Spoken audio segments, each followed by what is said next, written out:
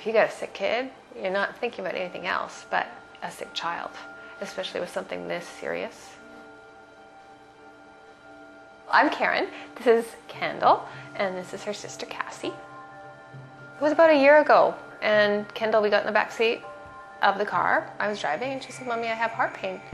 And I said, "No, you don't know what a heart pain is, right?" And I said, "No, you're probably just hungry. Eat the banana." And I said and tossed her a banana, and we got home. And then we got in the door, and she went and laid on the bed. And then I thought, uh-oh, something's up, right? I didn't know what a normal heart rate was. I stopped counting. I wasn't even close to a minute, and I stopped counting at 230, 240 with Kendall. And then went and called an ambulance.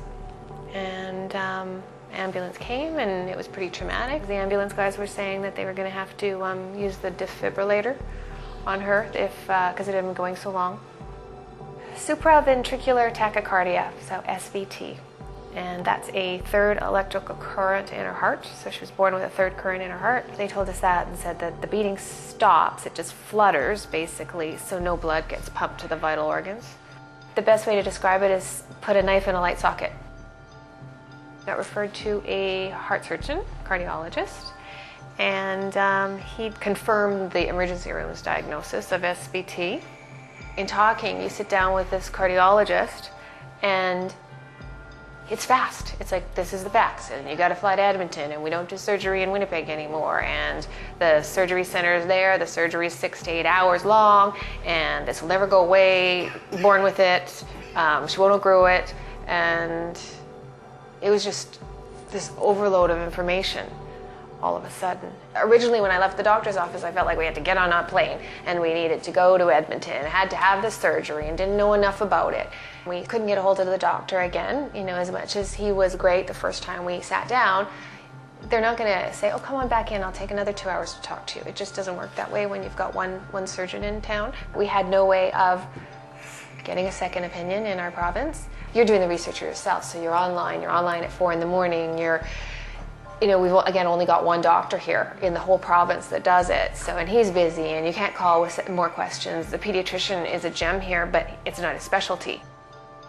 I called our benefits provider and just told her what happened, and she said that you had this second opinion service.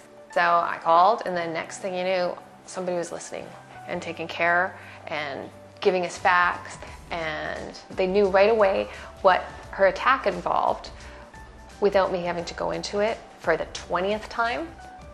It's just this friendly voice that really, really cared, that just said, "I'll take care of it all for you." I had the form within 10 minutes of hanging up the phone, signed the release, and then everything was done. She dealt with the doctor's office here. She got all the copies of all the test results. She called me to say, "This is the update, it's now reached Boston." She kept in touch with me all along the way, so I never had to spend a day wondering, did they forget about us? I was shocked at how much the person was willing to step in and take over for us. So I did not expect that. And she was so great at reassuring us that you don't just sign the form. We do everything for you. I still remember her saying, "You have enough stress in your life right now. We're doing this for you." We're a Manitoba family. We don't know what else is out there. So when I'm told that the #1, pediatric cardiology center is in Boston, and that's where you're going to get the opinion from, I was jumping for joy and very thankful to have that caliber of doctor looking at the file.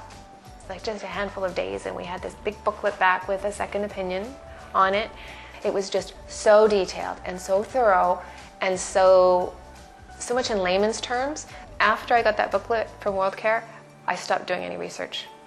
I never went online again looking for a diagnosis or treatment for this ever again.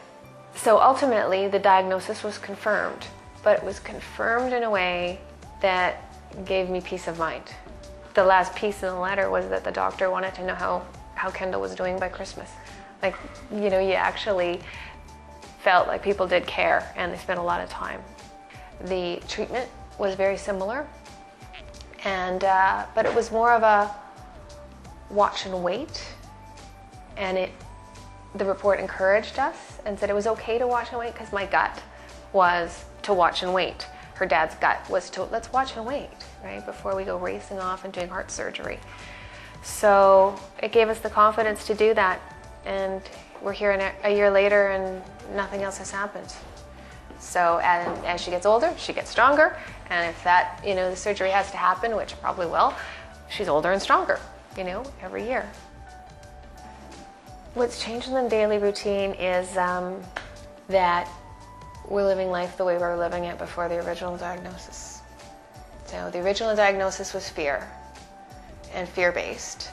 And then their second opinion, even though it confirmed the diagnosis, the explanations were there, the people were there. So now, because of that, and feeling really comfortable in the diagnosis and understanding the condition, which you don't understand after your first doctor's appointment, you can go on with life. We don't do anything different, whereas we were doing things different before the second opinion. Until we had the second opinion, we had a fear of riding a bike. We had a fear of going on the trampoline. We had a fear of going on amusement park rides. She was changing as a result of it and becoming very withdrawn. The second opinion confirmed that she was okay to go through with daily activities. We were able to say, absolutely, go faster. Let's buy you a bigger bike. It has nothing to do with that. And we just knew what to watch for. If I hadn't have made that phone call, I would have spent hundreds of hours doing research, getting more upset because there's so much on the internet that doesn't apply. And you know what? She probably would have had the surgery. I probably would have jumped, panicked because you're panicked, and the doctor's saying this will never go away without surgery. So she might have gone through something that she didn't have to go through, and frankly may never have to go through till adulthood when she's grown up and strong. So thank God for that phone call.